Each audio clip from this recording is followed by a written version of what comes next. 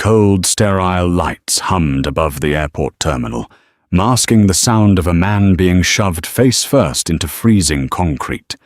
This wasn't a criminal caught in the act. It was a United States federal judge methodically assaulted by an officer who believed he was untouchable.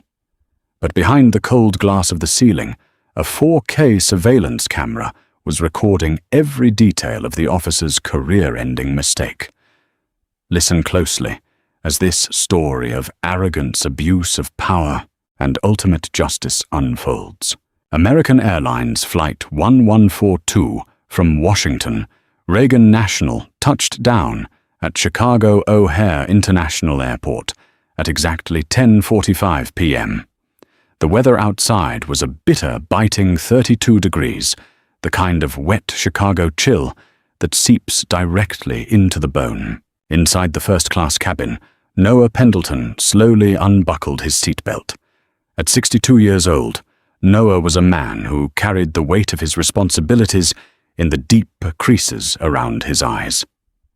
He was a United States District Judge for the Northern District of Illinois, appointed over a decade ago. For the past 2 weeks, he had been in Washington, D.C., sitting on a grueling, multi-district litigation panel involving a highly contentious civil rights dispute. He was mentally drained, physically exhausted, and eager to simply be a husband again. Tonight, Noah wasn't draped in the imposing black silk robe that commanded absolute silence in a courtroom. He was dressed for comfort, a faded navy blue wool peacoat, a plain grey cashmere sweater, dark denim jeans, and a pair of worn leather loafers. Without his gavel, without the elevated bench of the federal courthouse, Noah was simply an older black man with a touch of silver at his temples, carrying a battered leather briefcase that held more classified legal documents than most lawyers saw in a lifetime. He navigated the brightly lit, sterile corridors of Terminal 3 with the muscle memory of a frequent flyer. The airport was in its late-night lull. Janitors pushed wide mops across the speckled terrazzo floors, and the overhead announcements echoed with a hollow metallic ring. Noah bypassed baggage claim he never checked luggage if he could help it, and headed straight for the exit doors leading to the arrivals curb. His wife Martha had texted him when he landed. Traffic on the Kennedy Expressway is a nightmare. Construction near Logan Square. Might be 10 minutes late. Wait inside, honey. Noah had replied with a simple thumbs up. But after breathing recycled cabin air for 2 hours, he craved the shock of the cold night wind. He pushed through the heavy glass revolving doors at exit 3G and stepped out onto the concrete island. The curbside was relatively empty, save for a few weary travelers huddled against their luggage carts and a line of yellow cabs idling aggressively in the designated zones. He walked down the curb, moving away from the congested automatic doors, seeking a quiet pocket of space beneath the harsh amber glow of the streetlights. He set his heavy leather briefcase down by his feet, shoved his hands deep into the pockets of his peacoat, and exhaled a long plume of white breath into the freezing air. He closed his eyes for a brief moment, letting the roar of a departing jet engine wash over him. He was thinking about his docket for Monday morning. He was thinking about the hot tea Martha would have waiting for him. He was not thinking about the 2 airport police officers who had just rounded the corner of Pillar 4B, their eyes scanning the curb for a target to alleviate their late-shift boredom. Officer Darius Miller was 28 years old, carrying 210 pounds of muscle, a meticulously shaved head, and a reputation within the precinct that skirted the very edge of departmental discipline. He was a man who wore his badge not as a shield, but as a heavy, blunt instrument. Beside him walked Officer Brian Hayes, a rookie barely 6 months out of the academy, who had quickly learned that the easiest way to survive working with Miller was to keep his mouth shut and follow his lead. As Miller's boots crunched against the salt-stained pavement, his eyes locked onto Noah. To Miller, he didn't see a federal judge. He didn't see a respected jurist. He saw an older black man standing slightly outside the designated passenger pickup zone, leaning against a concrete pillar, looking completely unbothered. And to a man like Darius Miller, an unbothered black man in his jurisdiction was an affront that required immediate correction. "Look at this guy," Miller muttered to Hayes, adjusting the heavy utility belt resting on his hips. "Thinks he owns the terminal." Hayes glanced over, squinting against the wind. "He's just waiting for a ride, Darius. It's freezing out here." "He's loitering outside the loading zone," Miller corrected his voice, dropping into the forced, gravelly baritone he used when he was about to initiate a confrontation. "Let's go check his paperwork." Noah didn't hear them approach. He was looking down at his phone, reading a text from his daughter Rachel, asking if he had landed safely. He was mid-keystroke, typing a reply, when a harsh, uninvited voice shattered the quiet of the curb. "Hey, buddy." Noah looked up, his brow furrowing slightly behind his wire-rimmed glasses. Officer Miller was standing less than 3 feet away, his thumbs aggressively tucked into his tactical vest. Officer Hayes stood a few paces back, his hands resting nervously on his belt. "Can I help you, officers?" Noah asked. His voice was deep, resonant, and calm, the exact voice that had de-escalated heated arguments between the country's top litigators for years. "You deaf or just ignorant," Miller snapped, immediately escalating the tone. "You can't stand here. This is an active loading zone. Move it along." Noah glanced around. There was not a single car within 50 feet of him. The curb was desolate. "I'm waiting for my wife," Noah said, his tone remaining perfectly level. "She's pulling up in just a few minutes. I'm not obstructing traffic." "I didn't ask for your life story," Miller sneered, stepping closer, invading Noah's personal space. The smell of stale coffee and aggressive cologne wafted off the officer. "I told you to move. Now pick up your bag and get back inside the terminal, or I'm writing you a citation." Noah Pendleton was a patient man. He had endured the systemic indignities of being a black man in America for 6 decades. He knew the script. He knew the inherent danger of this exact scenario. A younger, hotter-headed version of himself might have lashed out. But Noah was a scholar of the law. He knew that the sidewalk he was standing on was public property, that he was breaking no municipal ordinance, and that Miller's command was an arbitrary, unlawful order fueled by racial animus and ego. Noah looked directly into Miller's eyes. He didn't flinch. He didn't shrink. "Officer," Noah said deliberately, slowing his cadence. "I'm waiting for my vehicle. I am well within my rights to stand on this curb. I am not moving." The words hung in the freezing air. Officer Hayes shifted uncomfortably, recognizing the shift in the atmosphere. But Miller's face flushed a deep, violent shade of red. No one defied him. Especially not out here. "All right." Miller barked, his hand dropping to the heavy black flashlight on his belt. "Let's see some ID, right now." The demand for identification in a non-investigatory stop. Noah recognized the Fourth Amendment violation immediately.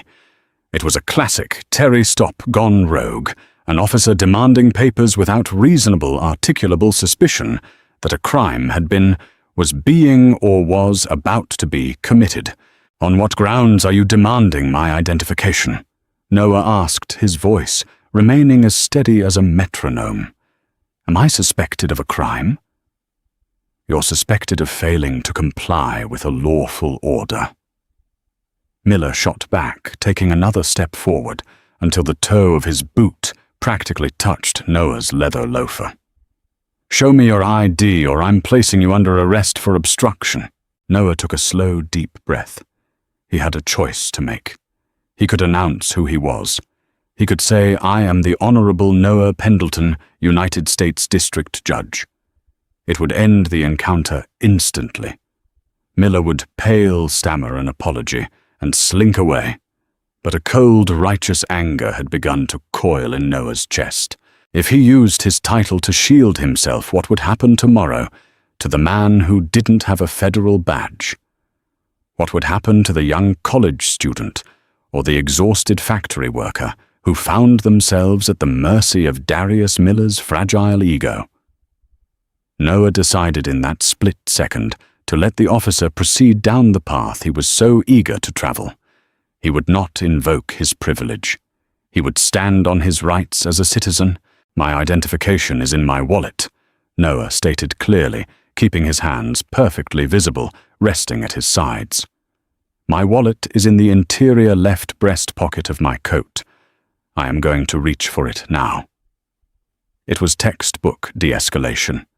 Noah narrated his movements to remove any perceived threat. But Darius Miller wasn't looking for compliance. He was looking for submission, and Noah's dignified, unafraid demeanor was driving the officer into a rage. "Don't reach for anything," Miller yelled, his voice echoing loudly off the concrete overhang. Several passengers waiting down the curb turned their heads. A woman holding a toddler, Sarah Jenkins, instinctively stepped behind a concrete barrier, her eyes wide. Noah froze his hand, hovering halfway to his coat lapel. "You asked for my ID, officer. I am attempting to provide it." "I said keep your hands where I can see them," Miller shouted, manufacturing a threat out of thin air. He unclipped his handcuffs from his belt. The metallic clink sounded unnaturally loud in the cold air. "Turn around and put your hands on the pillar. You're being detained." "Detained for what?" Noah asked, his voice finally rising just enough to carry over the wind. "You have no probable cause. You have no reasonable suspicion. This is an unlawful detention." The precise legal terminology seemed to act as an accelerant. Miller hated smartasses. He hated people who thought they knew the law better than the badge. "I'll give you probable cause," Miller hissed. Before Noah could process the movement, Miller lunged forward. He didn't just grab Noah's arm. He seized the heavy wool of the peacoat near the collar and violently yanked the 62-year-old man forward off balance.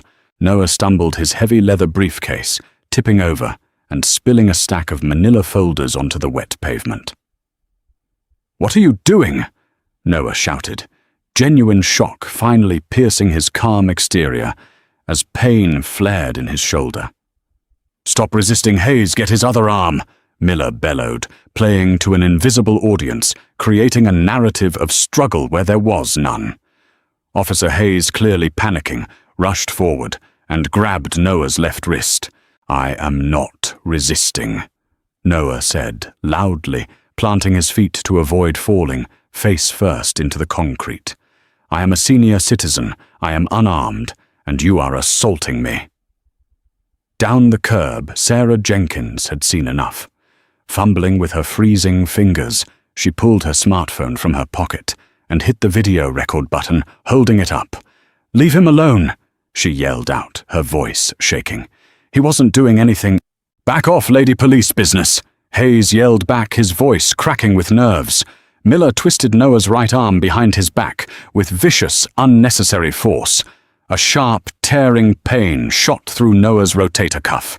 He let out a sharp gasp, his knees buckling slightly under the intense pressure. "Officer Joshua." Noah gritted out through clenched teeth, his face pressed agonizingly close to the freezing concrete of the pillar. "You are making a profound career-ending error. I strongly advise you to release my arm." Miller laughed, a harsh, ugly sound. "Oh yeah, you're gonna sue me, old man. You're gonna call my captain. I am the law out here." With a brutal sweeping motion of his heavy boot, Miller kicked Noah's legs out from under him. The descent was violently fast.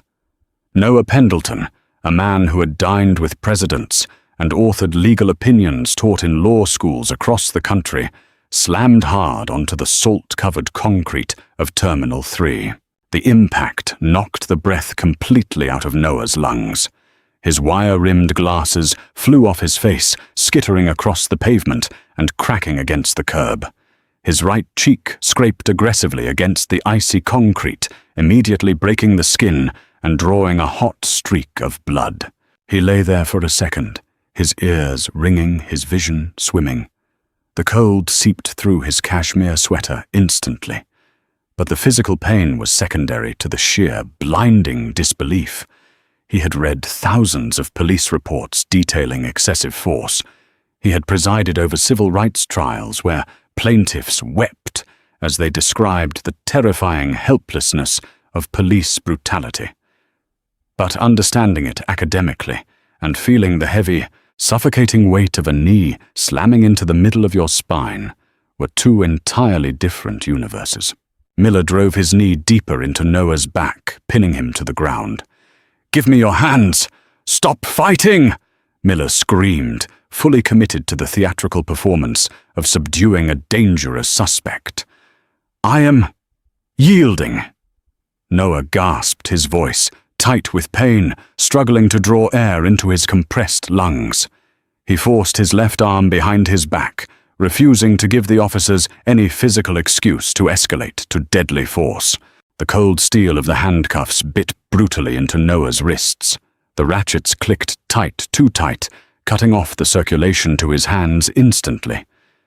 Miller wrenched the cuffs upward, hyperextending Noah's shoulders, forcing a groan of pure agony from the judge's lips.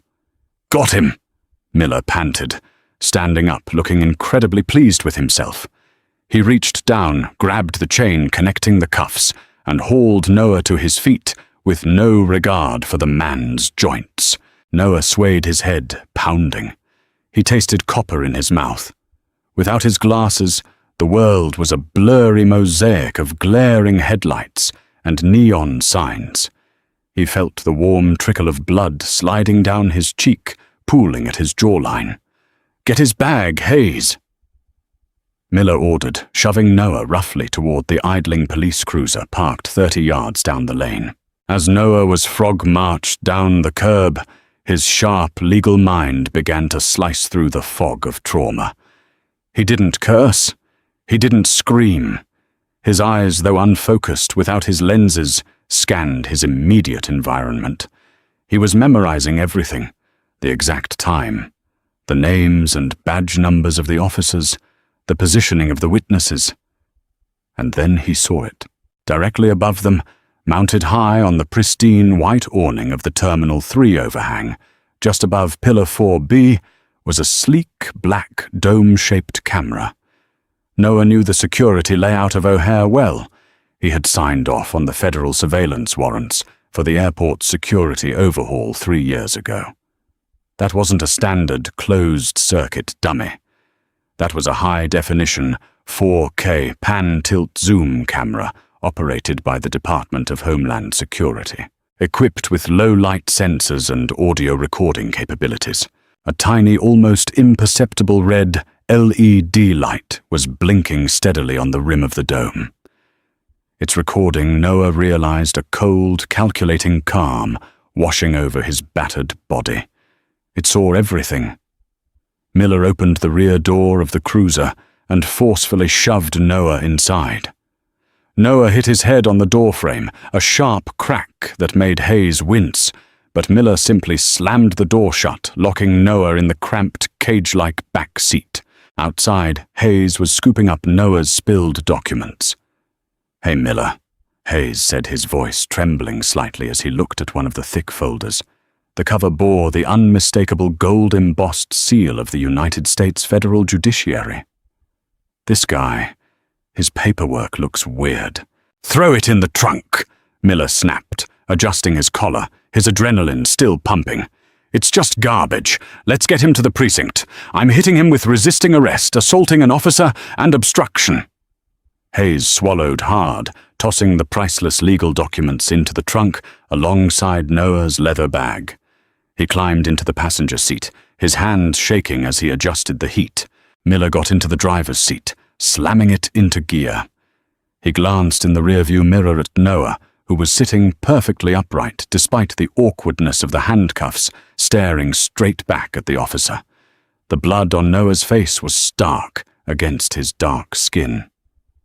"You're awfully quiet back there, tough guy," Miller mocked, peeling away from the curb with a screech of tires. "Let's see if you're this arrogant when you're sitting in a holding cell with the real criminals." Noah did not blink. He looked at Miller's reflection in the mirror, his voice chillingly calm, carrying the absolute authority of a man who held the power to strip away everything Darius Miller valued in this world.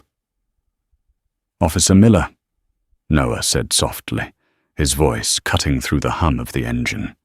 "Enjoy this drive. It is unequivocally the last time you will ever wear that uniform." Miller scoffed, turning up the police radio to drown out the old man's threats. He had heard it 1,000,000 times. "I'll have your badge. I'm calling my lawyer." It was all noise. Nothing ever happened to Darius Miller. As the cruiser merged onto the I-19, speeding away from the airport back at Terminal 3, a silver Mercedes sedan pulled up to door 3G. Martha Pendleton rolled down her window, pulling her phone out to call her husband, wondering why he wasn't standing at his usual spot. And high above the curb, the sleek black camera continued its silent, unblinking vigil, holding the digital key to a storm that was about to bring the entire Chicago Police Department to its knees.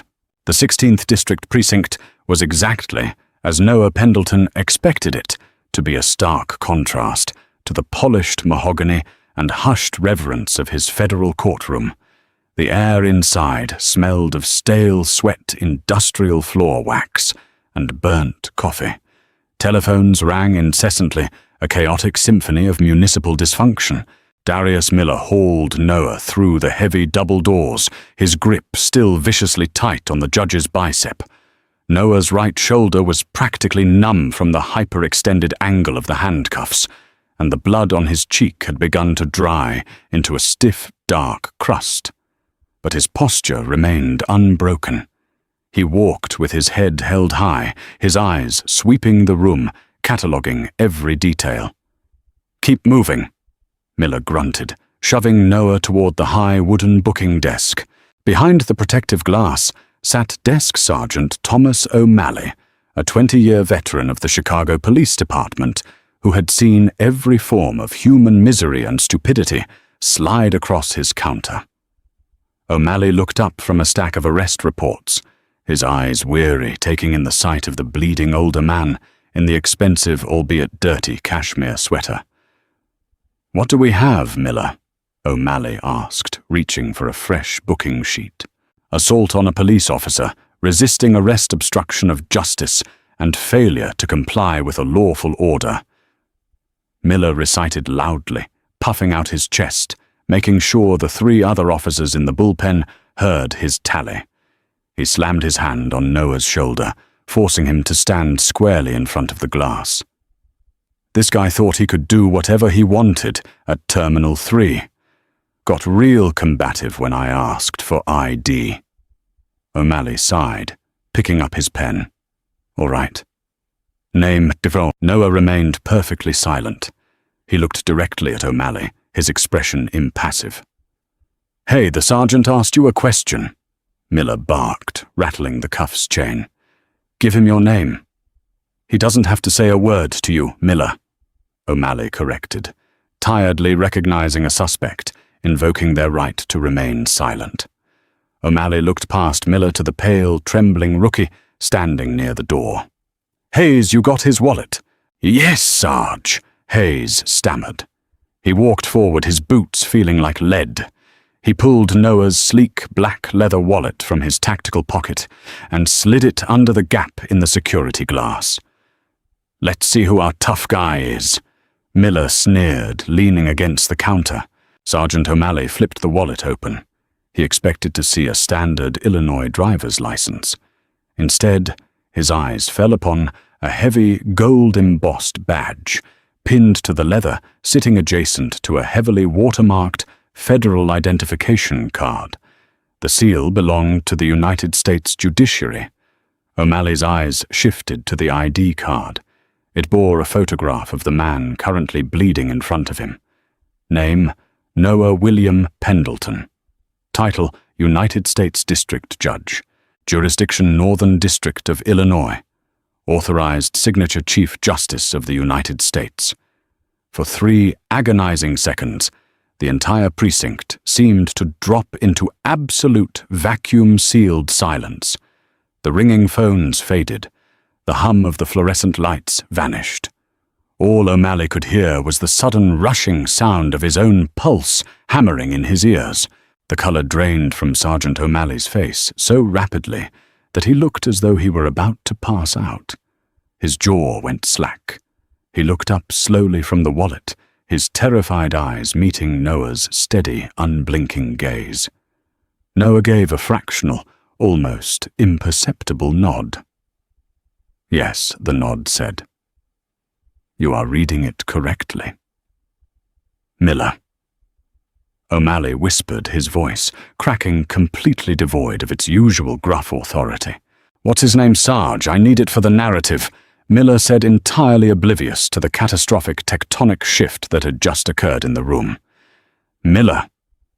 O'Malley repeated louder this time, his hands actually shaking as he held the wallet up to the glass. "Take the cuffs off him. Right now." Miller frowned, looking confused. "Want to know?" "He's combative, Sarge. He assaulted me. He stays in the iron until he's in a cell. I am giving you a direct supervisory order." O'Malley suddenly roared, rocketing out of his chair, spittle flying against the glass. The entire bullpen froze. Officers turned around their hands, dropping toward their belts at the sudden explosion from the normally unflappable desk sergeant. "Take the goddamn cuffs off him, Miller! Do it before you put us all in federal prison!" Miller blinked, completely derailed by O'Malley's panic. He looked at Hayes, who was already backing away, sensing the impending explosion. Miller reached for his keys, stepping behind Noah. "Stop," Noah commanded. It was the first word he had spoken since the police cruiser. His voice wasn't a yell. It was the deep, resonant baritone of a man accustomed to silencing an entire room of arguing lawyers with a single syllable. Miller froze the key, hovering an inch from the handcuff mechanism. "You will not remove these handcuffs, Officer Miller," Noah said, turning his head slightly to look at the officer over his throbbing shoulder. "You placed them on me under the color of law, claiming probable cause. They will remain exactly where they are until my legal counsel and the precinct captain arrive to document the precise nature of my unlawful detention and the physical injuries you have inflicted upon me." "Who the hell do you think you are?" Miller snapped his ego desperately, trying to fight through the sudden wave of confusion. O'Malley rushed around the side of the booking desk, bursting through the secure door into the holding area. He practically sprinted toward Noah, completely ignoring Miller. "Your Honor." O'Malley breathed his voice, trembling as he looked closely at the blood crusted on Noah's face and the awkward, painful angle of his arms. "Your Honor, please, let me take them off. We need to get you a paramedic. This is a catastrophic misunderstanding." The words, "Your Honor," hung in the stale precinct air like a live grenade. Miller's stomach dropped out. The arrogant sneer vanished from his face, replaced by a sudden sickening pallor. He took a stumbling step backward, looking frantically from O'Malley to Noah. What did you call him?" "Shut your mouth, Miller." O'Malley barked, spinning around. "Shut your goddamn mouth and step back. You just assaulted an Article 3 federal judge, you absolute idiot." Officer Hayes let out a small, terrified whimpering sound and slumped against the nearest concrete wall, putting his face in his hands. "Sergeant," Noah said, his voice slicing through the rising panic. "My wife is waiting for me at Terminal 3. Her name is Martha Pendleton. You will allow me to use a telephone to call her immediately. Then you will wake up Captain Robert Mitchell and tell him he has precisely 20 minutes to get to this precinct before I have the United States Marshals descend on this building." O'Malley swallowed hard, sweat pooling on his forehead. Yes, Your Honor. Right away. Captain Robert Mitchell lived in a comfortable suburb 40 minutes away from the 16th district. He made the drive in 22, his sirens blaring the entire way, his heart attempting to beat its way out of his chest. When he burst through the precinct doors, his uniform shirt was untucked, and he was gasping for air. The bullpen was deathly quiet. No one was speaking. At the center of the room, sitting on a hard plastic chair, was Judge Noah Pendleton. He was still in handcuffs. The blood on his face was a glaring indictment of the uniform Mitchell wore. In the corner, Officer Darius Miller was sitting at a desk, his head in his hands, aggressively bouncing his knee. The reality of his situation had finally crushed his ego. He wasn't just fired. He was looking at federal prison time. Mitchell rushed forward, slowing his pace at the last second, to approach Noah with an air of deferential caution. "Judge Pendleton," Mitchell said, his voice thick with a forced, placating warmth. "I am Captain Mitchell. I cannot express how deeply, profoundly sorry I am for this. This is an egregious violation of our protocols. Let's get you out of those cuffs and into my office. I have a medic on standby." Noah looked up at Mitchell. The judge's eyes were cold, calculating, and entirely devoid of mercy. "I am not going anywhere with you, Captain Mitchell," Noah replied, his voice echoing in the silent room. "And I have already stated that these cuffs remain until my counsel arrives. Your officer claimed I am a violent threat." "We wouldn't want me to assault you, would we?" Mitchell grimaced, turning a furious glare toward Miller. "Your Honor, please. We can handle this internally. I will personally take Officer Miller's badge tonight. He will be suspended without pay, pending termination. I will ensure all charges against you are immediately expunged from the system. It will be like this never happened." "Do not insult my intelligence," Noah said, leaning forward slightly, wincing as the metal bit into his raw wrists. "This will not be handled internally. You do not get to assault a citizen on public property, fabricate felony charges to cover your tracks, and then sweep it under the rug when you realize you've arrested someone with the power to ruin you. I am not looking for an apology, Captain. I am looking for an indictment." Before Mitchell could formulate a desperate rebuttal, the heavy glass doors of the precinct flew open with a violent crash. Martha Pendleton walked in. Martha was a striking, formidable woman in her late 50s, wearing a sharp, tailored trench coat over her evening clothes. She was not just Noah's wife. She was a senior partner at Harrison and Reed, one of the most ruthless civil rights and corporate litigation firms in the Midwest. She did not look like a worried spouse. She looked like an apex predator who had just found her prey. Flanking her was Special Agent David Kessler of the FBI's Civil Rights Division, dressed in a dark suit, his federal badge openly displayed on a lanyard around his neck. Martha's eyes locked onto Noah. She saw the blood. She saw the handcuffs. Her jaw tightened, but she did not cry. She pulled her smartphone from her pocket, walked directly up to Noah, and began photographing him from multiple angles. Flash after flash illuminated the precinct. "Ma'am, you can't take pictures in here," a young desk officer started to say. "Try to stop me." Martha snapped, her voice cracking like a whip.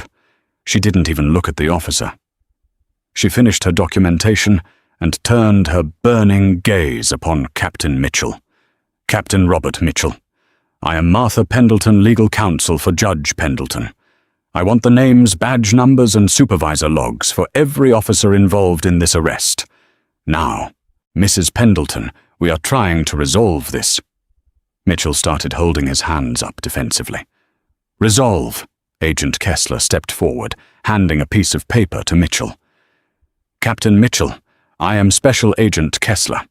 The FBI is officially taking jurisdiction of this incident under 18 U.S. Code, Section 242, Deprivation of Rights under Color of Law. Furthermore, we are opening a federal investigation into the assault of a sitting United States federal judge." Miller, sitting in the corner, let out a choked, panicked sound. He stood up, his hands shaking violently. "It was a mistake. He didn't tell me who he was. He refused to show ID." Noah finally turned his head to look at Miller. "I was under no legal obligation to show you identification, Officer Miller. You had no reasonable suspicion. You engaged in a retaliatory, racially motivated assault." Noah turned his attention back to Captain Mitchell, delivering the final, crushing blow.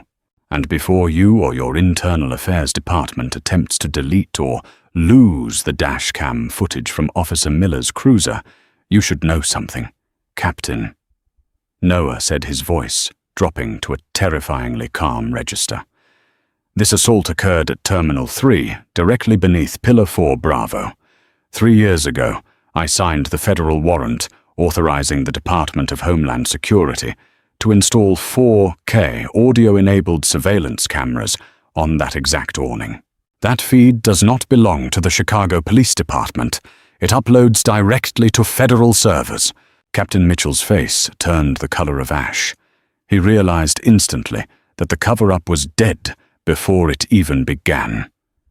There was a pristine, high-definition recording of his officers brutalizing a federal judge sitting safely on a server he couldn't touch. "The camera saw everything, Captain," Noah stated softly. "It saw him attack me unprovoked. It heard him threaten me. It heard me comply. You have a catastrophic civil rights violation, caught on federal tape." Martha gestured to Agent Kessler. "Take the cuffs off my client. Take them off now." Kessler moved forward, pulling a universal handcuff key from his pocket. He unlocked the ratchets, freeing Noah's deeply bruised and bleeding wrists.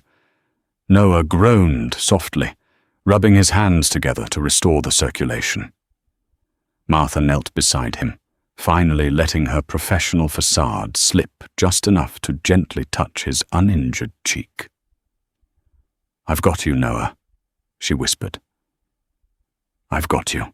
Noah stood up slowly, his joints aching, but his presence towering over everyone in the room.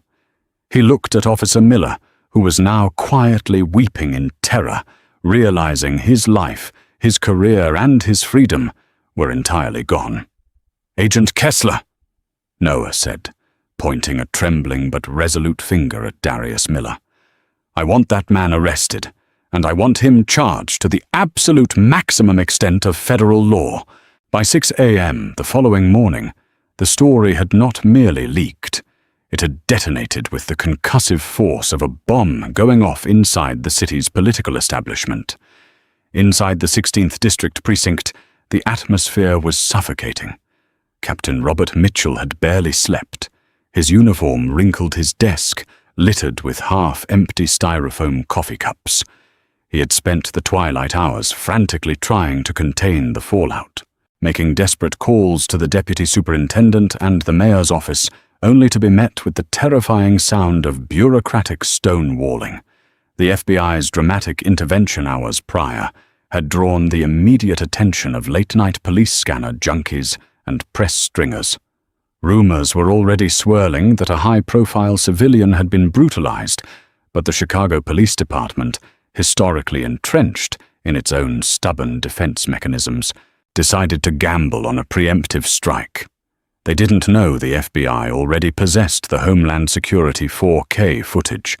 They mistakenly believed they were simply dealing with the uncorroborated word of an angry judge against the carefully tailored unified narrative of two sworn patrolmen at exactly 8:30 a.m.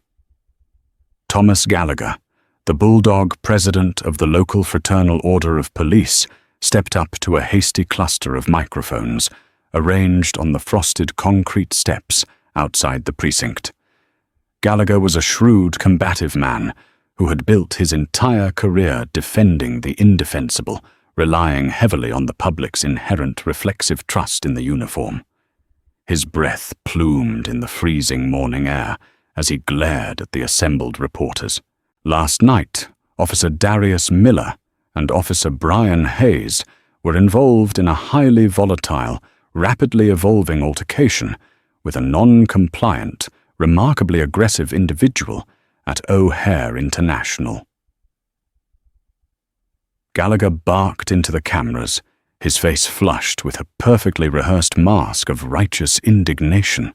This individual, who we later learned holds a position in the federal judiciary, refused multiple lawful orders, violently resisted standard detention procedures, and made sudden, threatening movements toward the interior pockets of his heavy coat.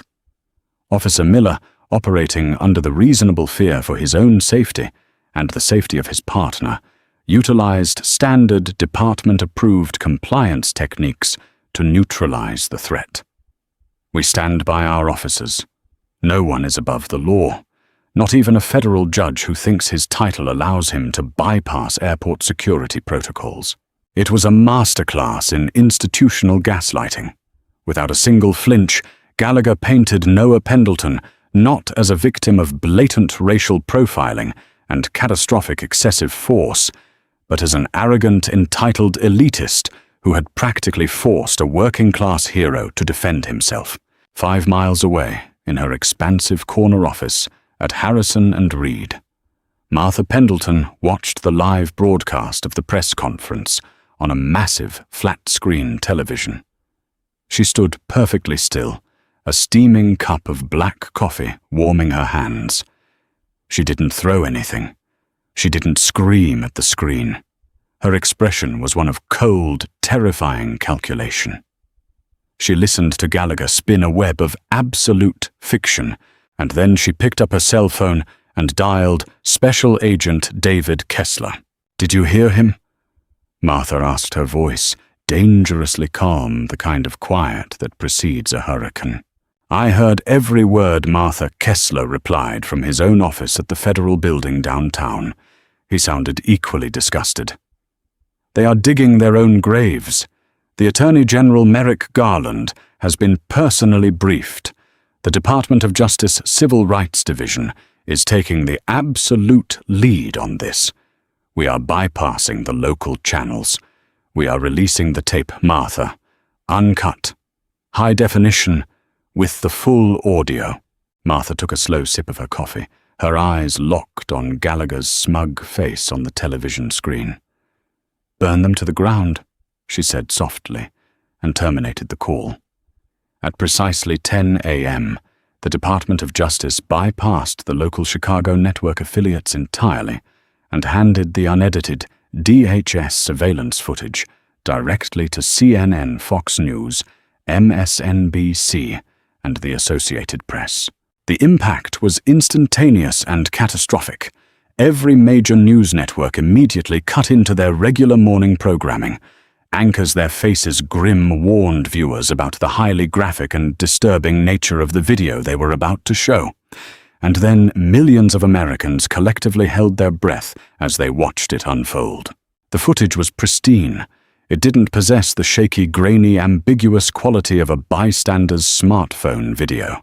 It was a terrifying God's-eye view of a predator in a uniform acting with total impunity. The 4K resolution captured the stark, freezing reality of Terminal 3 with cinematic clarity.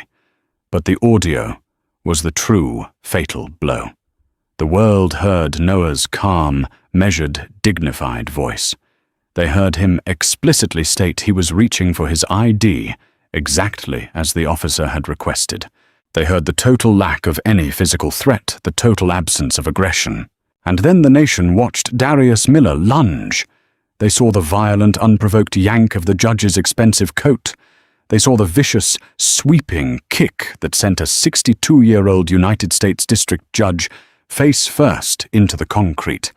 The audio captured the sickening, unmistakable crack of bone and flesh, impacting the pavement, immediately followed by Miller's arrogant, sneering taunts. "You gonna sue me, old man? I am the law out here."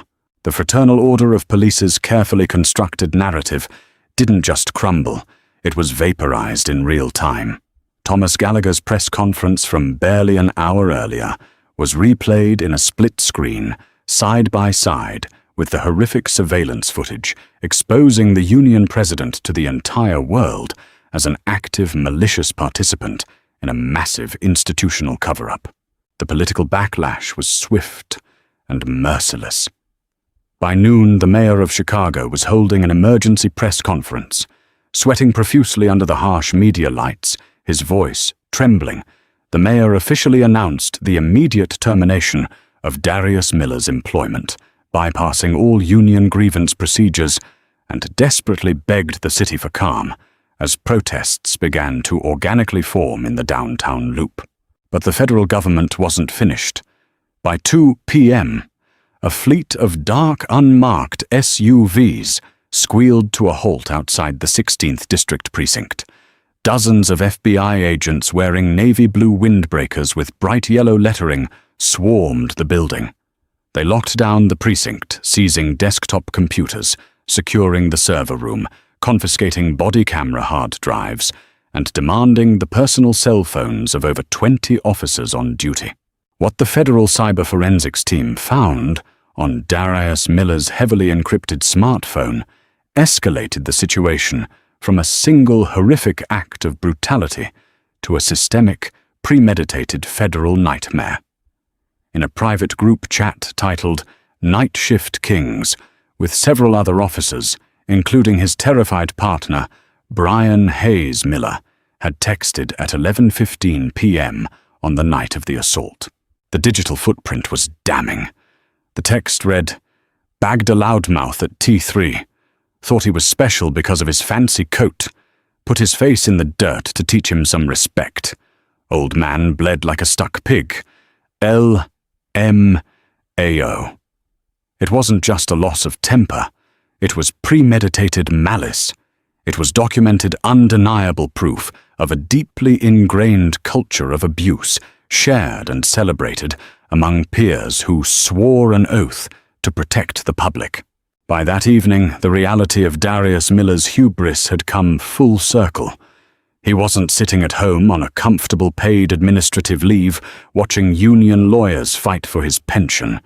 He was sitting on a thin, stiff mattress in a frigid federal holding cell at the Metropolitan Correctional Center. Stripped of his badge, his gun, and his power, he was wearing a bright orange jumpsuit, shivering in the sterile, unforgiving environment. He had been explicitly denied bail by a federal magistrate who deemed him an extreme flight risk and a profound danger to the community. The man who had boasted just hours earlier about being the law was now entirely at its mercy, staring blankly at a cinder block wall, facing a federal grand jury and the terrifying barrel of a multi-count indictment that included deprivation of rights under color of law, aggravated assault, and obstruction of justice. The storm he had arrogantly invited had finally arrived, and it was going to wash him away completely. 14 months later, the Dirksen Federal Building, downtown Chicago. The courtroom was packed to absolute capacity. The gallery was filled with national press civil rights leaders and dozens of off-duty police officers who had come to watch the demise of one of their own. Darius Miller sat at the defense table. The 14 months at the MCC had stripped him of his bulk and his arrogance. He looked pale, hollowed out, wearing an ill-fitting grey suit. The swagger was gone. The bully had been caged, and he was terrified. The prosecution was led by Richard Caldwell, a ruthless and brilliant litigator from the Department of Justice's Civil Rights Division, dispatched directly from Washington. Caldwell had built an airtight case, but the true fatal blow came from inside Miller's own cruiser.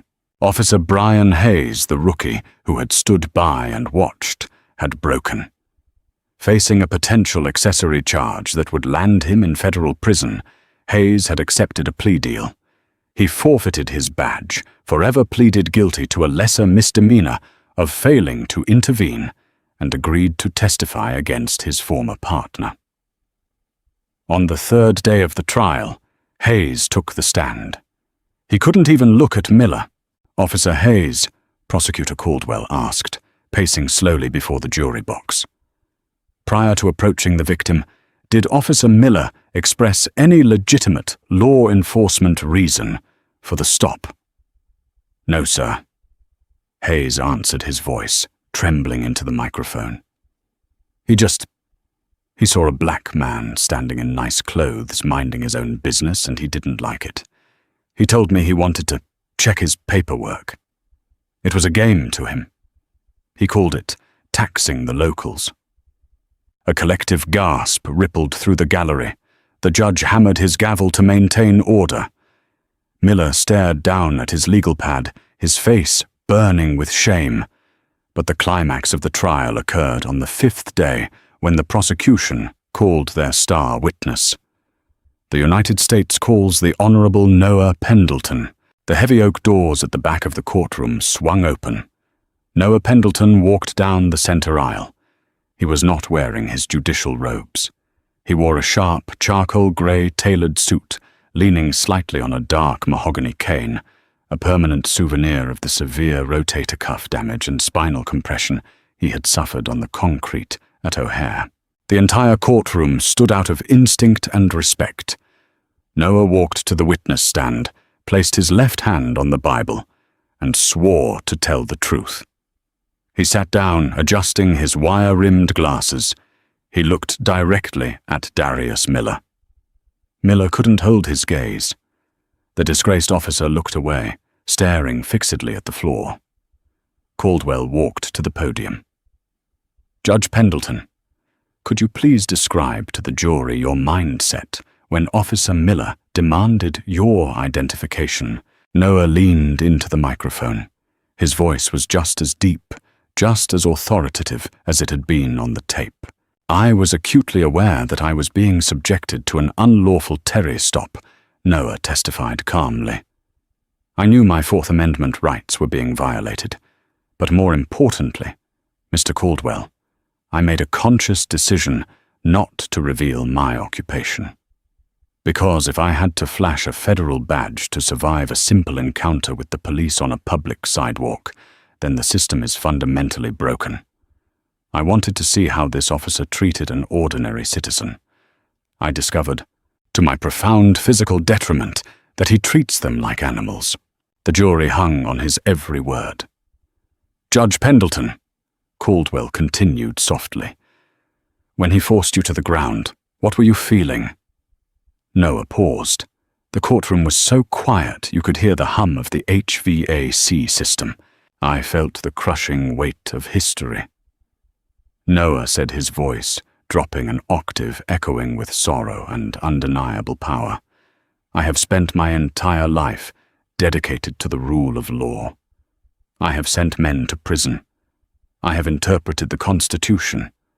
But lying on that freezing concrete, bleeding with a man's knee driving into my spine, my title meant nothing. My education meant nothing. In that moment, I was entirely stripped of my humanity.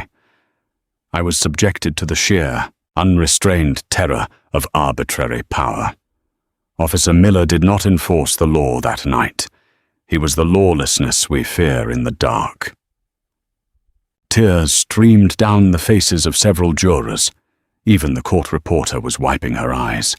The defense's cross-examination was virtually non-existent. There was nothing to attack. The video was objective. The texts were objective. The victim was unshakable. The jury deliberated for less than 3 hours. When they returned, the foreperson, a middle-aged woman, stood up and delivered the verdict. On the count of deprivation of rights under color of law, we find the defendant, Darius Miller, guilty. On the count of aggravated assault, we find the defendant guilty. On the count of obstruction of justice, we find the defendant guilty. Miller collapsed back into his chair, burying his face in his hands, openly sobbing as the federal marshals moved in behind him with heavy chains.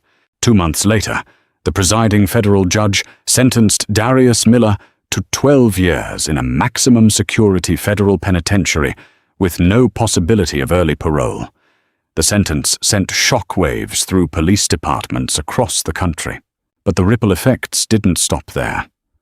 Leveraging the horrific nature of the assault and the exposed text messages, the Department of Justice forced the Chicago Police Department into a sweeping, legally binding consent decree, mandating radical overhauls in use of force training, civilian oversight, and mandatory psychological evaluations for all patrol officers. Noah Pendleton returned to his bench. He still walked with a cane, a physical reminder of the night the law failed him. But every time he struck his gavel, the echo seemed a little louder, a little sharper. He had looked into the darkest, ugliest corner of the justice system, survived it, and forced it into the light. He had proved that while power can be abused, true justice, when properly armed with truth, is absolute. This terrifying true-to-life scenario reminds us that absolute power corrupts absolutely, and that true character is revealed when the badge becomes a weapon instead of a shield. Judge Pendleton's choice to hide his title exposed a deeply rooted darkness, proving that no one should need a position of extreme privilege just to survive an encounter on a public sidewalk. It's a chilling testament to the importance of accountability surveillance and the unwavering courage to stand up to bullies clothed in authority. If this story of justice karma and taking down corrupt power kept you on the edge of your seat, do not let it end here. Smash that like button. Share this video with anyone who needs to hear this powerful message, and hit subscribe with the notification bell turned on so you never miss our next incredible true crime drama. Drop a comment below. What would you have done in the judge's shoes? Let's get the discussion started.